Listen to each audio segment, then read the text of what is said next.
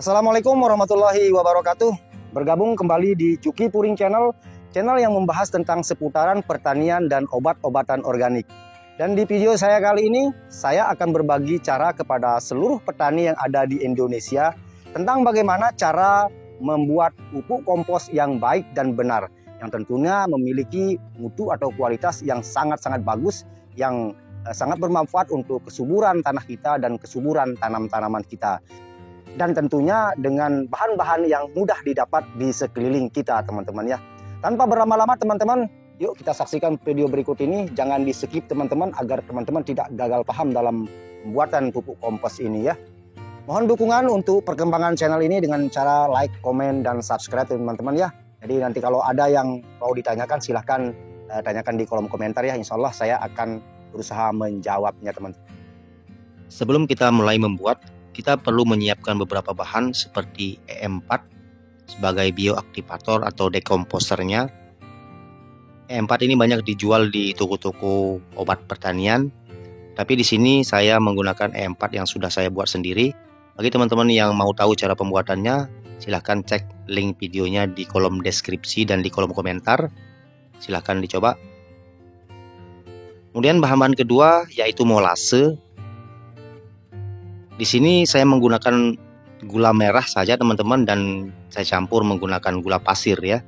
Karena saya tidak punya molase saya habis, makanya saya ganti dengan gula merah yang saya campur dengan gula pasir. Di sini juga saya menyiapkan abu bakaran kayu. Abu ini sangat bagus sekali untuk tanam-tanaman karena mengandung nutrisi seperti kalsium sekitar 20%, potasium sekitar 5%, magnesium, fosfor, dan belerang sekitar 2%. Kemudian ini ada air sekitar 25 liter. Ini untuk pencampuran molasenya nanti sama E4-nya. Kemudian juga ini saya sudah menyiapkan serbuk gergaji. Kebetulan tadi saya minta di tetangga sebelah karena dia punya sawmill. Ini serbuk gergaji ini bagus sekali ya teman-teman untuk pembuatan kompos.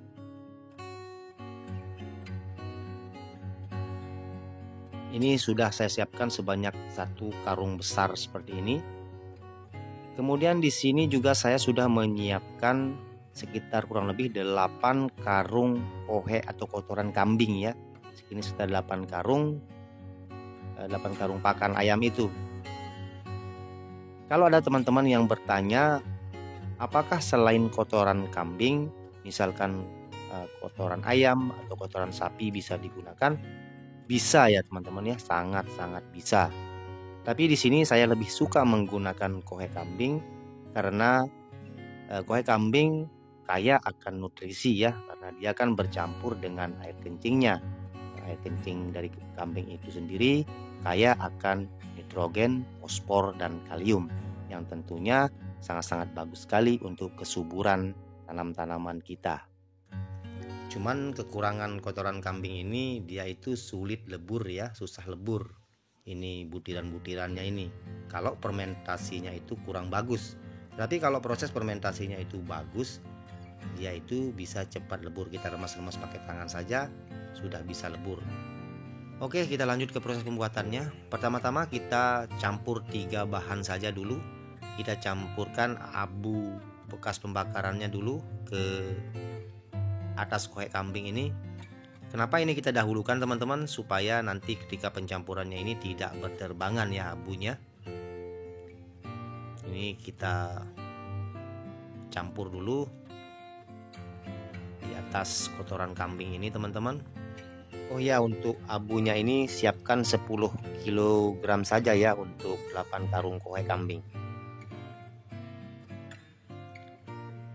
Nah, kemudian selanjutnya kita tuangkan serbuk gergajinya ya. Ini kita tuang semua.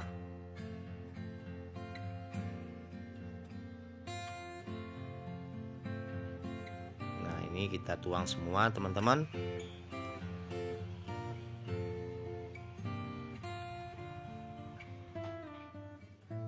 Dan kita ratakan dulu.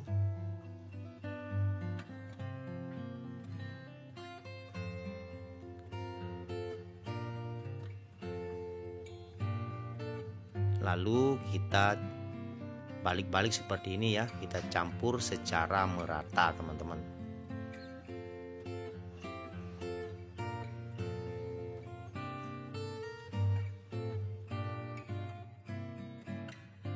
Usahakan pencampurannya ini secara merata ya teman-teman, betul-betul merata supaya proses fermentasinya nanti bisa berjalan dengan bagus teman-teman.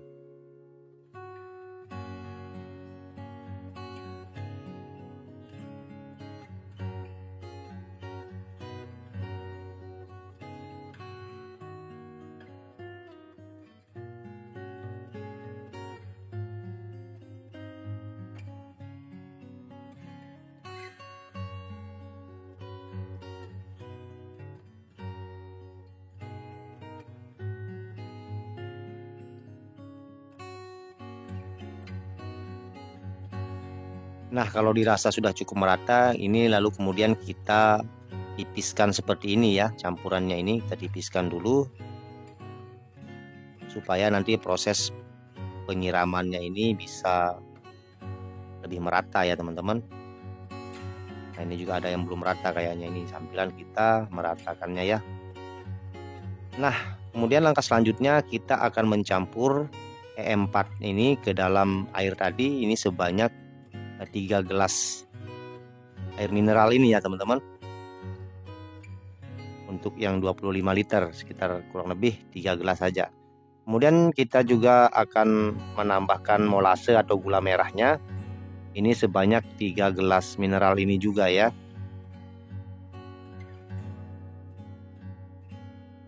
Nah, kemudian kita aduk secara merata. Nah, jadi ini adalah sebagai bioaktivator atau dekomposer atau starter untuk proses fermentasinya nanti ya teman-teman. Nah, lalu kemudian campuran E4 tadi kita siramkan ke atas permukaan campuran kohek kambing tadi ya teman-teman. Kita siramkan secara merata.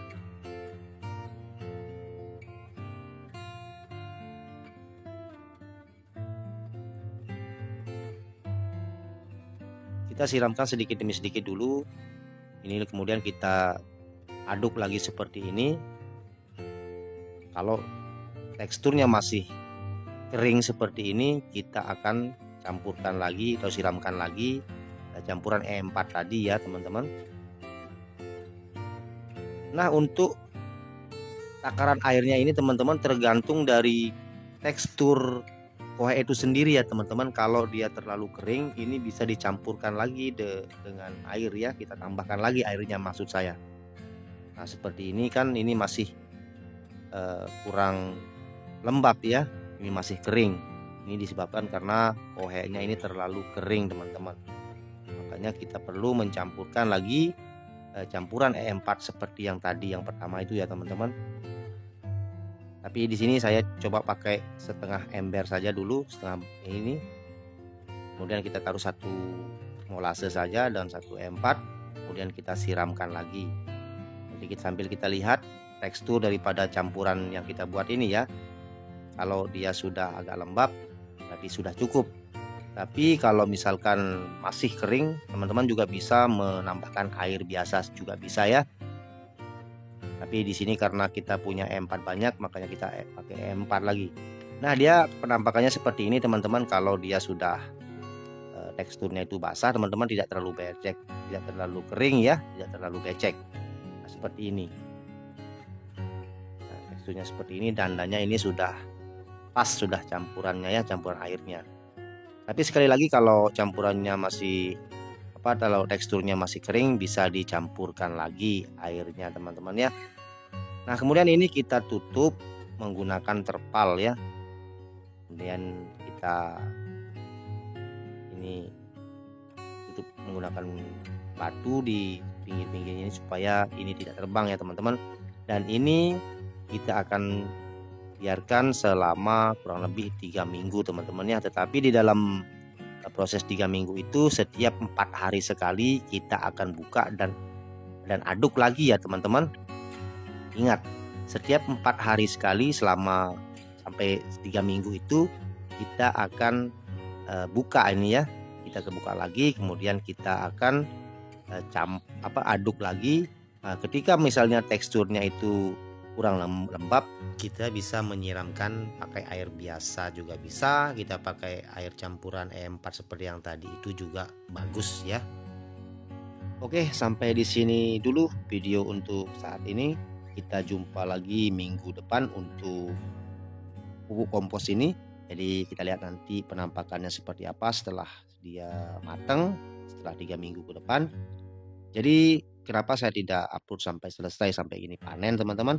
Karena supaya teman-teman yang menonton video ini bisa tahu tanggal berapa kita buat atau upload video ini dan tanggal berapa nanti kita akan panen teman-teman ya, supaya tidak ngarang kita teman-teman, supaya pas berapa hari proses fermentasinya yang baik dan benar itu teman-teman.